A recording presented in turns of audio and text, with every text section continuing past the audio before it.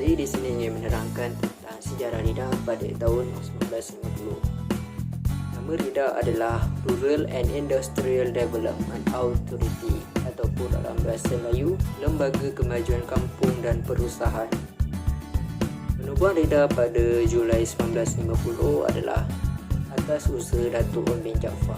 Pada ketika itu, Datuk Onn bin Jaafar adalah pengurusi bagi United Malayan National Organisation (UMNO) dan ketua besar RIDA yang pertama. Penubuhan RIDA di akhir zaman penjajahan ini disahkan oleh Rancangan Kemajuan bagi Persekutuan Tanah Melayu melalui Majlis Mesyuarat Undangan Persekutuan Tanah Melayu.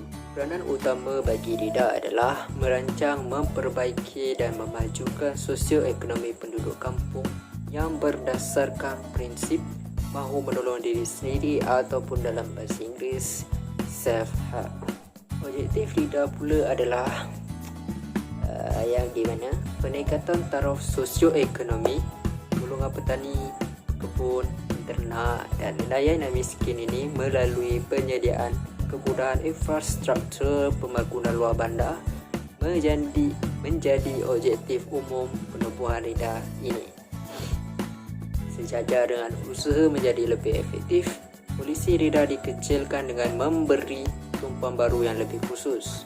RIDA kemudiannya memberi penekanan kepada bidang industri latihan dan pendidikan. Manakala bagi peranan-peranan dan sumbangan RIDA adalah menyediakan kemudahan kewangan skala untuk memberi peluang kepada orang-orang kampung menceburi bidang perniagaan dan perusahaan yang berasaskan hasilan pertanian, ternakan, makanan laut dan bahan-bahan tempatan.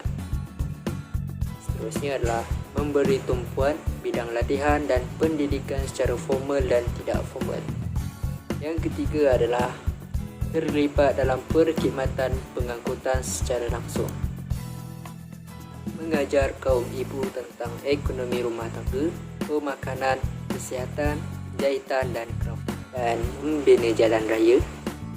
Dan paling menarik adalah RIDA dapat menyelamatkan syarikat orang Melayu iaitu North East Transport Service (NET) di Kelantan pada tahun 1950 daripada jatuh ke tangan orang lain, sehinggalah terbentuknya Mara Holding Serian Berhad pada tahun 1985 yang diswastakan pada 6 Jun 2000 dengan nama baru Nadicorp Holdings Serian Berhad.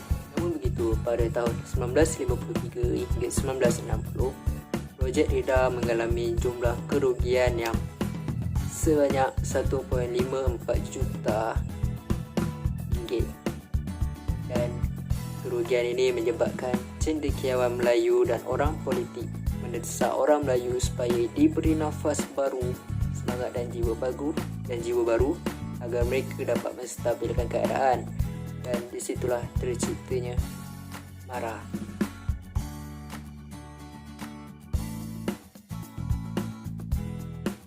Pada 1 Mac 1966, Majlis Amanah Rakyat atau MARA telah ditubuhkan sebagai sebuah badan berkanun di bawah Akta MARA 1966.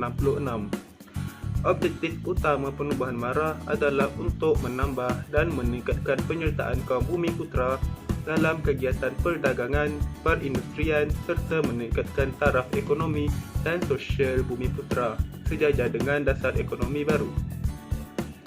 Ini dilakukan dengan menggalak, membimbing, melatih dan membantu Bumiputera dalam kegiatan perdagangan dan perusahaan ke arah pembentukan masyarakat peniaga Bumiputera yang berjaya. Penubuhan MARA adalah berasaskan cetusan idea dalam Kongres Ekonomi Bumiputera pertama yang telah diadakan pada tahun 1965 di Kuala Lumpur. Melalui kongres tersebut, resolusi yang mahukan agar RIDA disusun semula telah diluluskan. RIDA atau Rural and Industrial Development Authority ditubuhkan pada tahun 1953 bagi membangun dan memajukan masyarakat di kawasan luar bandar. Sejak penubuhannya, banyak pembangunan dan kemajuan telah dicapai oleh MARA. Penguasaan ekonomi Bumiputera menjadi cabaran masa kini dan agenda utama MARA dalam usaha untuk memastikan Bumiputera mempunyai kedudukan yang sewajarnya. MARA sebuah badan autonomi bertanggungjawab kepada Menteri Kemajuan Luar Bandar dan Wilayah. Ahli-ahli Majlis MARA terdiri daripada pengerusi, timbalan pengerusi, ketua setiausaha dan 8 orang anggota lain. 2 daripada mereka adalah kaki tangan awam. Semua ahli majlis dilantik oleh Menteri Kemajuan Luar Bandar dan Wilayah. Antara institusi pendidikan di bawah MARA ialah Maktab Rendah Sains MARA atau MRSM, diwujudkan bagi pelajar Bumiputera yang berumur 13 hingga 17 tahun yang mempunyai keputusan peperiksaan awam yang cemerlang. Kolej MARA diwujudkan bagi pelajar Bumiputera untuk melanjutkan pelajaran bagi peringkat pra-universiti seperti IB, A-Level, program matrikulasi KPM dan asasi universiti. JAT MARA, Kolej Kemahiran Tinggi MARA atau KKTM, Institusi Kemahiran MARA AKM, German Malaysian Institute GMI dan Universiti Kuala Lumpur UniKL. Wujudnya MARA. MARA ataupun dikenali sebagai Majlis Amanah Rakyat, ianya ditumbuhkan sebagai sebuah badan berperanan yang terkandung di bawah Akta MARA 1966. Terdapat beberapa faktor utama yang mendorong ke arah wujudnya MARA. Antara faktor utama wujudnya MARA adalah untuk menambah dan meningkatkan penyertaan kaum, khususnya kaum Bumiputera, dalam kegiatan perdagangan dan perindustrian, serta meningkatkan lagi taraf ekonomi dan sosial Bumiputera sejajar dengan dasar ekonomi baru. Perkara ini dilakukan dengan menggalak, membimbing, melatih dan membantu golongan Bumiputera khususnya dalam kegiatan perdagangan dan perusahaan ke arah pembentukan masyarakat peniaga Bumiputera yang berjaya. Dalam pada itu, idea penubuhan MARA ini adalah berasaskan terusan idea dalam Kongres Ekonomi Bumiputera yang pertama yang telah diadakan pada tahun 1965 di Kuala Lumpur. Peranan TVET dalam pendidikan. Pendidikan teknikal dan latihan vokasional iaitu TVET memainkan peranan penting dalam pembangunan sesebuah negara yang sedang membangun seperti Malaysia untuk menjadi sebuah negara maju. TVET memainkan peranannya dalam pembangunan, namun sebagai instrumen penting dalam menentukan taraf kehidupan. Selain itu juga, peranan TVET adalah untuk mewujudkan satu sistem pendidikan yang menjadikan latihan-latihan khusus untuk kemahiran teknikal dan beberapa kemahiran lain.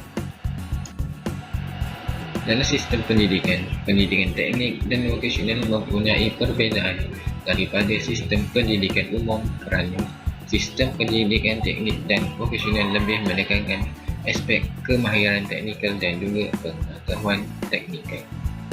Dalam pada itu juga menerapkan latihan kemahiran yang mana merupakan satu langkah yang memberikan kemahiran untuk pekerjaan yang khusus adalah menerusi pendidikan yang bercorak teknikal dan vokasional.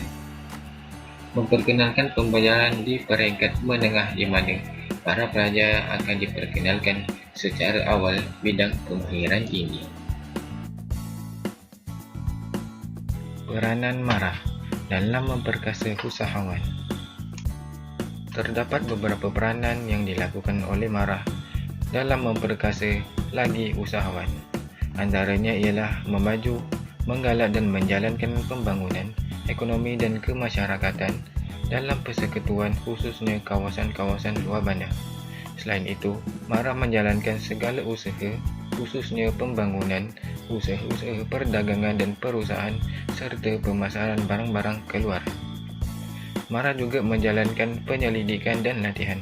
Akhir sekali, MARA memajukan usaha-usaha di atas dengan bantuan modal, memberi pinjaman dan lain-lain.